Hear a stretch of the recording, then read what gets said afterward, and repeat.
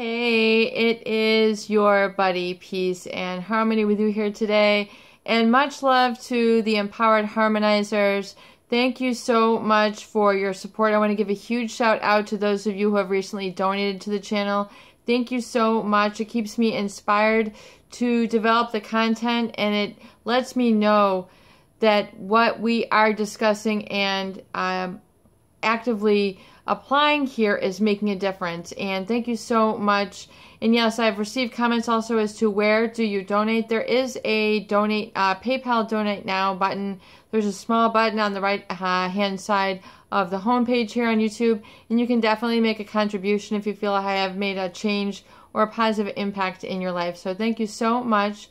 And I want to zoom in and focus in on a very important topic, and that is a narcissist relationship, a toxic relationship with a difficult person, an emotional manipulator, has caused you to distrust other people. It's caused you to want to distrust others and life in general. When that critic becomes so looming and so large in your world, in your reality, that all you see is the inner critic, the outer critic.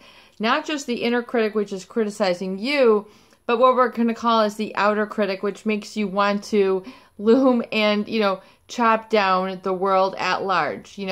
That no one can be trusted, life isn't worth living, la da da da da da, everybody's out for selfish reasons. It becomes this huge outer critic or lens for which you are distrusting others.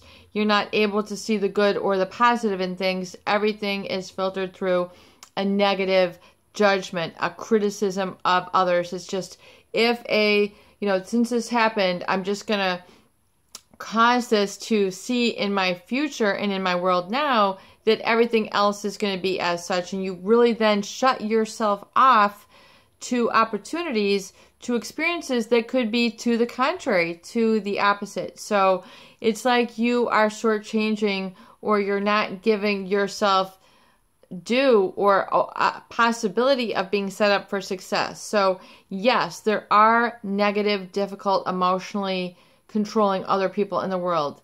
That is without unequivocally a yes. And so we know this to be the case. We know this to be true. We have certainty, and we are not in a state of, disbelief of ourselves. We've now found that sort of belief of core and understanding, and then arriving at the new truth that yes, there are those in the world who you have encountered or possibly may encounter again that are difficult, that are emotionally manipulative, that try to crouch you down or cramp your style, make you feel uncomfortable. Like you can't talk with your hands, you can't move your body, you can't do the samba, whatever it is. You want to shake it, and they're like, what? You have to feel like you can be yourself and trust the world at large, and that you're not afraid of drawing more distrustful people. So now you have to give yourself credit where credit is due and say, okay, yes, Peace and Harmony, I have learned my lesson. Like we talk about in the Recovery Journal, one of the important locations in that journal is lessons learned. They are unique and custom to you as an individual, as unique as a snowflake. Your lessons learned. What did you learn? What did you learn today? Your mother says to you when you come home, from school, when you're in kindergarten, nursery school, first grade, maybe she stopped asking in 5th grade, who knows, but you need to ask yourself. You need to reparent yourself. Be like the good mom, the good dad, the good uncle. What did you learn today? Tell me all about it. How was it? Oh my gosh. Have your own lessons learned. It's like your own personal encyclopedia of lessons, of life experiences. It's your own little memoir. This is significant. This is so important. There is no one more important than you. And there's really, no more, important lessons than the lessons that you've learned from these relationships. It's like an ongoing university. It's like an ongoing study for those people who have encountered this and then now are in a state of active introspection and then active blooming. Like our little Aurelius over here, you can basically put like a time-lapse picture on this and see this baby bloom. In fact, it might just open up on one of these videos. This thing is like really opening up really quickly. So it's kind of fun, kind of cool. You don't even have to water this. It just kind of takes care of itself. It's a very cool little gift that I received here. But anyway, so we're talking about, you know, distrusting. You know, you're setting the ultimatum, never again. This is it. I'm done in for. I am toast. I'm done. Put a fork in me. I'm done. You know, you've made all these statements. You've made all these ultimatums. You know, you have repeated at least 1,000 times, I am so pissed. I'm so angry. You are awful. You might have been on a tirade for months. Maybe you said that a gazillion times for all I know. Don't worry about it. You know, what you need to do now is realize that that outer critic, you need to kind of put it in its place. Okay, big brother. Okay, big sister. I hear you. I got what you're all about. You know, okay, got it. Enough. Period, end of story.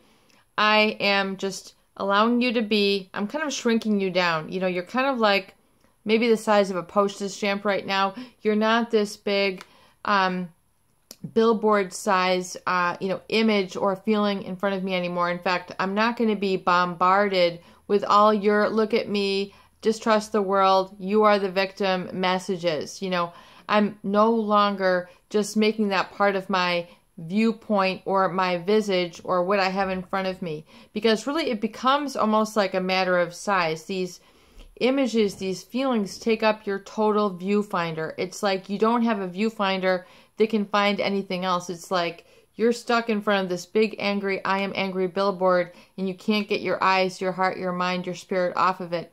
Well, it's time to kind of shrink that baby down, shrink that outer critic, that ultimatum, that message, I will never become. It's never too late. I mean, whoever is telling you that has got the wrong information. It is not true. It is never too late. I have known many people who have healed and recovered completely and have gone on to find magnificent relationships and whole new chapters of their life that they never thought that they would be able to open up and experience. So the book is not done yet, and the book is not done yet for me. The book is not done yet for you. So what I would recommend is shrinking that outer critic down, you know, like a plastic bag, you know, taking all the air out of it, you know, sucking it down, putting it in the size of like a mini postage stamp and go, okay, you are in your place. You're shrunk down. You're no longer taking up all of my vision, all of my thoughts, all of my feelings, all of my, you know, repeated, this is never going to happen to me again. You know, shake it off a little bit. Okay, put it, you know, and give yourself a chance to open up and change up your routine and say, okay, outer critic, you're still going to be there, but you know what? I've got you as a lesson learned, and now I'm looking at things from a wiser perspective, and that wisdom emanates and generates from me so much that people around me will sense and know that I'm a person of wisdom, that I am a person of confidence, that I'm a person of self-trust, and also that I'm keen onto others. So I have a border, I have a boundary, and I have a standard with which I operate my life, and you will know it when you come into contact with me. And you'll know that you cannot run over this. You cannot putrefy this. You will not damage this. I am not going into the incinerator of distrust. So you will then know that, and then that is now a seed of wisdom within you with which you are taking on into the world. So it's made you a better person. I know better now. I know that the narcissist can behave if A, B, and C. I've seen the good. I knew this all along. Told you so. I knew it. You don't have to tell them, but you know it in your heart and in your disposition. And you just hold on to your standards and your boundaries.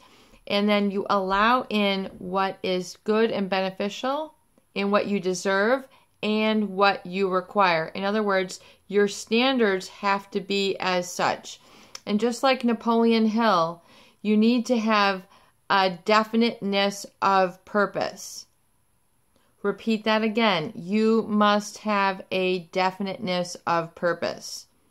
Any great person who you might admire, you can now ask yourself, did that person have a definiteness of purpose to get where they're meant to be? If you look at a huge skyscraper, did not the master designer, the architect, have a definite purpose? Look at a mountain. Did that ground not have a definiteness of purpose? Ask that of works of art, Michelangelo, the great homes you might see, the great cars, the Teslas, whatever it is that you might admire. Did it not have a definiteness of purpose? Did it not shoot up like a strong staff, like a shepherd and a herald? Did he not have a definiteness of purpose to gather his flock? I want you to understand and then take that onto your life and bring that with a seed of trust, shrinking down that outer critic and culminate into and alchemize into a lesson learned, and let that permeate positively from your being so you can draw forth the positive relationships, experience, and events into your life and repel those that are not serving you or negative in nature. It is your buddy. Peace and harmony with you. Much love to the Empowered Harmonizers, to you today. And I hope that these videos do help.